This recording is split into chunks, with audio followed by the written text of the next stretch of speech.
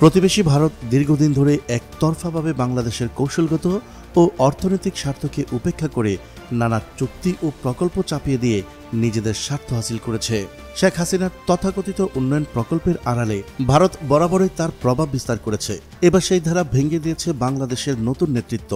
Doctor Mohammad ইউনূসের নেতৃত্বে গঠিত অন্তর্বর্তী সরকারের সাহসী পদক্ষেপে বাংলাদেশের ইতিহাসে প্রথমবারের মতো ভারতের চাপানো 10টি বড় প্রকল্প বাতিল করা হয়েছে। স্পষ্ট জানিয়ে দিয়েছেন, দেশের স্বার্থবিরোধী কোনো চুক্তি বা প্রকল্প আর চলবে না। কি সেই 10 মেগা প্রকল্প? বাংলাদেশ এই প্রকল্প বাতিল করাতে ভারত কতটা ক্ষতির মুখে পড়তে চলেছে তা জানাবো আজকের এই ভিডিওতে। চলুন শুরু করা যাক। বাতিল হওয়া প্রধান প্রকল্পগুলোর মধ্যে রয়েছে ত্রিপুরা চট্টগ্রাম রেল সংযোগ প্রকল্প, যা ভারতের উত্তর পূর্বাঞ্চল থেকে বিনামূল্যে চট্টগ্রাম ও মংলা বন্দর ব্যবহারের সুবিধা পাওয়ার জন্য এই প্রকল্প গ্রহণ করা হয়। এটি ছিল বাংলাদেশের কৌশলগত নিরাপত্তার জন্য বড় হুমকি।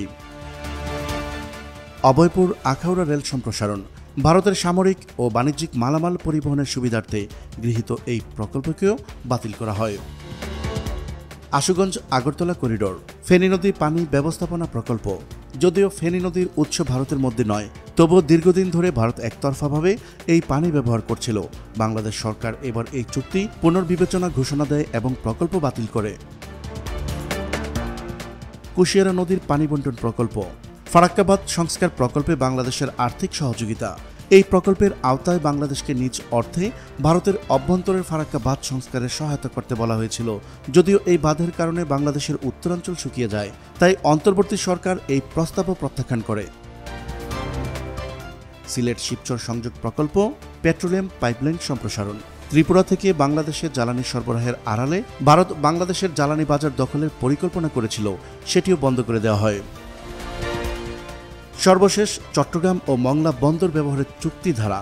ভারত এই দুই বন্দর দীর্ঘমেয়াদে একচেটিয়াভাবে ব্যবহার করতে চাইলেও বাংলাদেশ সরকার জানিয়ে দেয়, দেশের কৌশলগত স্থাপনায় কোনো বিদেশি দেশের একাধিপত্য মেনে নেওয়া হবে না।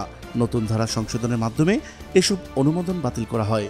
এই সিদ্ধান্তের ফলে ভারতীয় প্রশাসন এবং মিডিয়ায় ব্যাপক প্রতিক্রিয়া দেখা যায়। বাংলাদেশের এই পদক্ষেপ দক্ষিণ এশিয়ার ভূরাজনীতিতে একটি নতুন যুগের সূচনা করল। এই প্রথমবারের মতো ভারতকে চোখে চোখ রেখে কথা বলেছে বাংলাদেশ, এবং সেটা কোনো কথা নয়, বাস্তব সিদ্ধান্তের মাধ্যমে প্রমাণ করেছে বাংলাদেশ কারো করুণার পাত্র নয়, বরং একটি আত্মমর্যাদা সম্পন্ন স্বাধীন রাষ্ট্র। প্রিয় দর্শক, আজ এ পর্যন্তই। দেখা হচ্ছে পরবর্তী ভিডিওতে। ততক্ষণ পর্যন্ত মহান আল্লাহ তাআলা সবাইকে ভালো রাখুক, সুস্থ রাখুক। আল্লাহ হাফেজ।